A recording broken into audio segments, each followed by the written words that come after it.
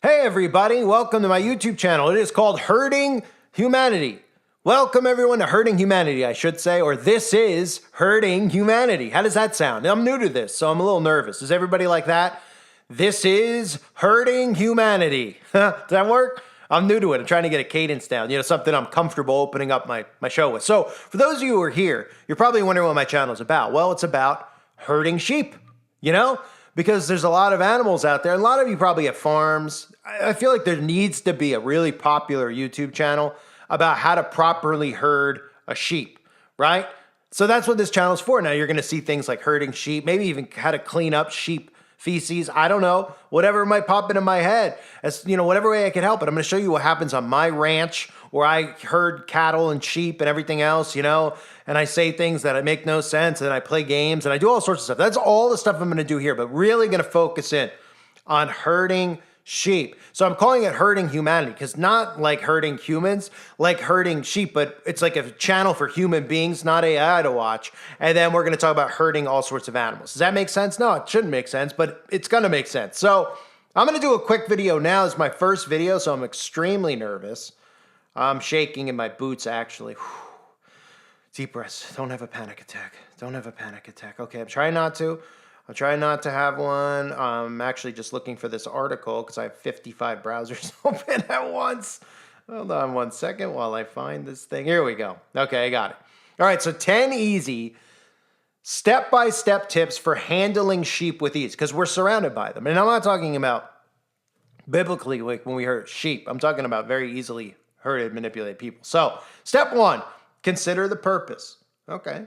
Step 2, remain calm. The most important thing you can do when handling any kind of livestock, but especially sheep, is remain calm. Sheep feed on your anxiety and can tell when you're nervous, even if you don't think you are acting any differently. Okay. Number 3, create a holding area for the sheep. Maybe like a city.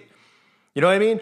We could get the sheep into a city, and then in the city, we could all have things in, like, we'll just say for now, for crazy's sake, because we're talking about sheep, right? Like, you have tags on animals, like at the national parks, they have tags. Some people tag their dogs with an electric fence, Well, let's just say for this step 3 here, creating a holding area, we can put tags on all the sheep and put them in a big city-like place, like a huge city. Like, let's just say New York, hypothetically, right? So then they're all tagged. And then when they try to leave the city, they'll get tasered. So they'll stay inside the city. So that's how we have to think in terms of our garden and our farm, right? We want to keep everything herded in.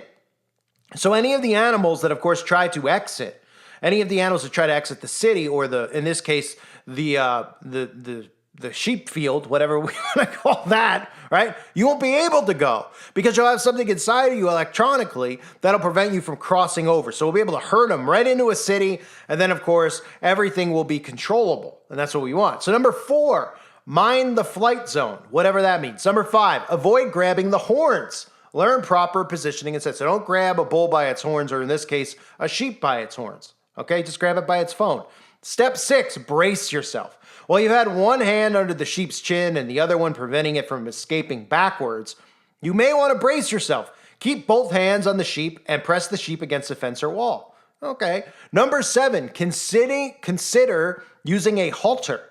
If the method above doesn't work for you, or you need to keep your sheep in place for a long period of time, you may need to use a halter. And again, I like my idea a little bit better than this article. This is from morningchores.com. And they're talking about what they do in their backyard with their sheep, to keep them in check. I'm thinking big term. I'm thinking like more than like 50, 100 sheep. I'm thinking millions of sheep, right? I'm thinking like, hey, I've got a farm of 1 million sheep. Maybe let me see what the exact number is as of today, in America.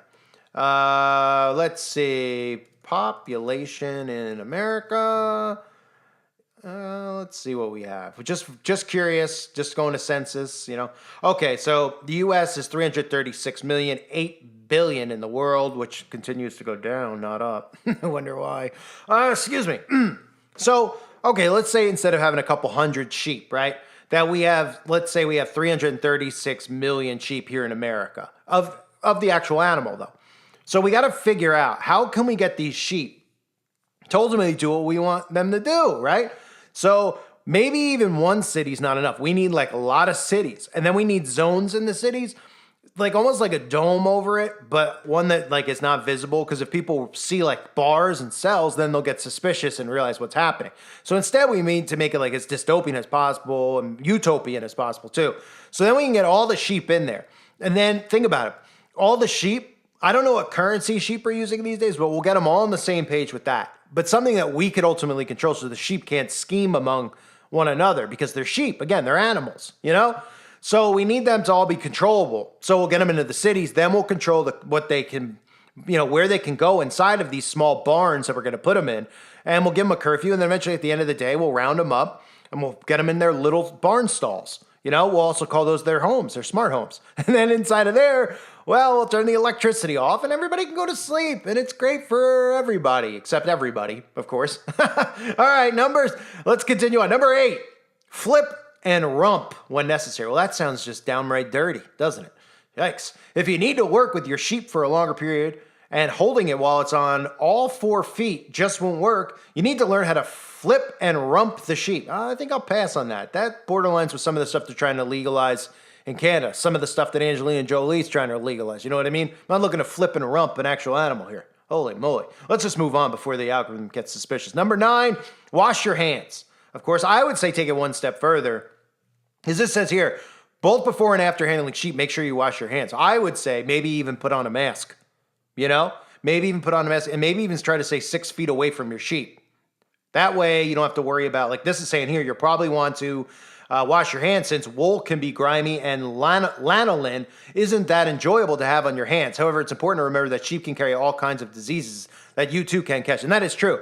Because there's a lot of sheep out there who are shedding a lot of diseases onto a lot of people. So let's just maybe, instead of just washing our hands, okay, for those that believe in germ theory or don't, whatever, let's get masks on and let's stay about 6 feet apart from our sheep at all times, because again, they could be carrying all kinds of diseases, these sheep. You know, I could think of a lot of them that are coming right off their skin. That's coming right out of it when they sweat. So, you know, number 10, last one. Consider investing in sheep handling equipment and systems. And then it says handling sheep when they're pregnant. Well, we don't have to worry about that because most of the sheep who get pregnant, they go to Planned Sheepleville. And there, they just take care of it. And they don't even realize what they're actually doing. Because again, this is a borderline, it's a some call them sheeple, okay? Some call them zombies. We can call them what you want. But to me, it just looks like overall we're hurting humanity. So welcome to my channel. There's gonna be a lot of informative stuff like this. You guys are gonna learn a lot about how I clean the stalls, how I get the sheep into the stalls, how, you know, all sorts of stuff to control your sheep better, which is what it's all about ultimately. So thanks for finding my channel organically in the search. I'm sure you typed it in. You were looking today. I'm sure it popped in your head. You were looking for something in regards to your sheep and your sheep farm. Well, you found it. I'm going to be the new big sheep herder channel.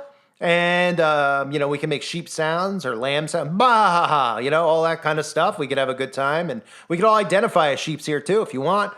You know, if I identify as a sheep, it's more than welcome too. So I'm thinking about maybe transitioning too. So, hey, go figure, right? Anyway, everybody, I'll stop rambling now. It's the first video. I'm nervous. I'm very nervous. I'm shaking. So let me know how I did in the comment section. Thanks again, everybody. See you soon, I hope. Like, share, and subscribe. Bye.